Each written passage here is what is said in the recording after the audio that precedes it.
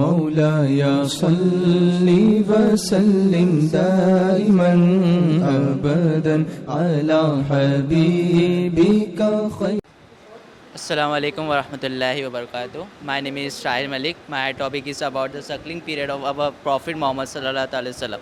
It was the custom of the noble of Makkah that instead of keeping their children with their mother, they will send them to tribes living in a rural area to spend their childhood.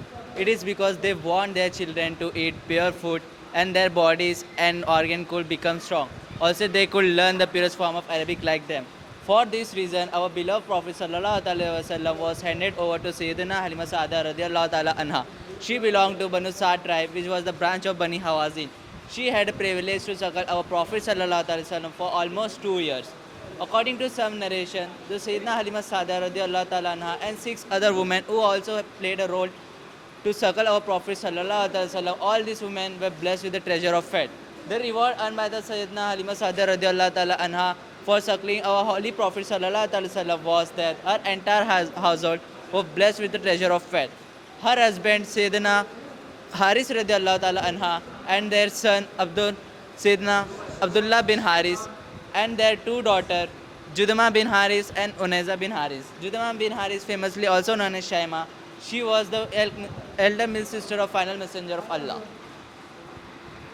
My name is Fazan Sayyed. Today my topic is some beautiful aspects of Huzur sallallahu ta'ala alayhi wasallam's childhood. When the final messenger of Allah sallallahu ta'ala alayhi wasallam came to Sayyida Halima radiallahu ta'ala anha, her animals started increasing in number. Her dignity increased and she started to attain goodness and blessings. As long as the beloved Prophet sallallahu ta'ala alayhi wasallam remained there, the house of Halima Saadi radiallahu ta'ala anha remained filled with goodness and blessings. These blessings continued to increase day by day and the members of household started living a prosperous life. Sayyida Halima radiallahu ta'ala anha states, I was very comfortable while looking after him when he was at the age of suckling. When he was at the age of suckling, he would neither scream nor cry like other children. He started crawling at the age of 2 months, standing up at the age of 3 months, and walking with the support of wall at the age of 4 months. At the age of 5 months, he started walking properly. At the age of 8 months, he started speaking in a way that could be understood clearly, and at the age of 9 months, he started speaking eloquently. Jazakallah. My name is Muhtashim Qureshi. I am a student from Madrasa Taiba. My topic is about marrying Sayyidina Khadija radhiyallahu ta'ala anha. Sayyidina Khadija radhiyallahu ta'ala anha was a wealthy woman of Makkah. She belonged to Banu Asad bin Abdullah, who's a branch of the Quraysh tribe. 3 generations above her, the lineage goes from the lineage of belief Prophet Muhammad sallallahu alaihi wasallam. The people of Makkah would call her by the title of Tahira. At that time, she was 14 years old. She had married twice, and both her husbands passed away. Very rich and very affluent people sent her marriage proposal, but she decided to not get married again. Hazrat Khadija radhiyallahu ta'ala anha herself mentioned the reason for liking him. I liked him because of his noble character and truthfulness. Khadija radhiyallahu ta'ala anha called Sayyidina Safia radhiyallahu ta'ala anha. Sayyidina Safia radhiyallahu ta'ala anha, who was the wife of Awam bin Khalid, the brother of Khadija radhiyallahu ta'ala anha.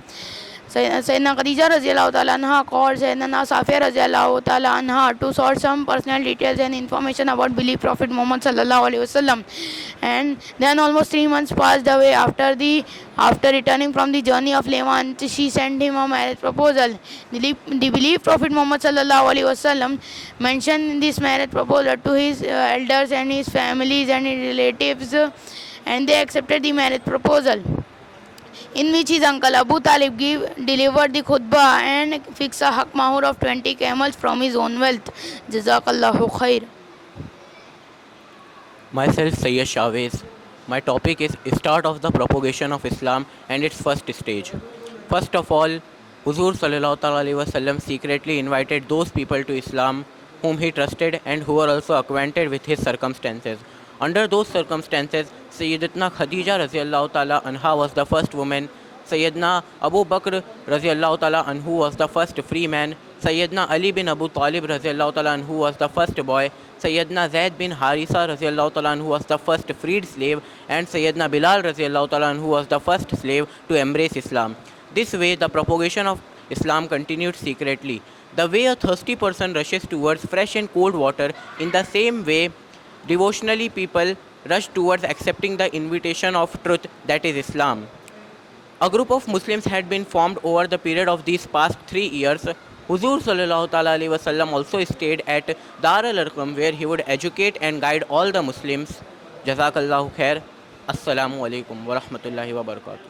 دائما أبدا على حبيبي خير خلق الله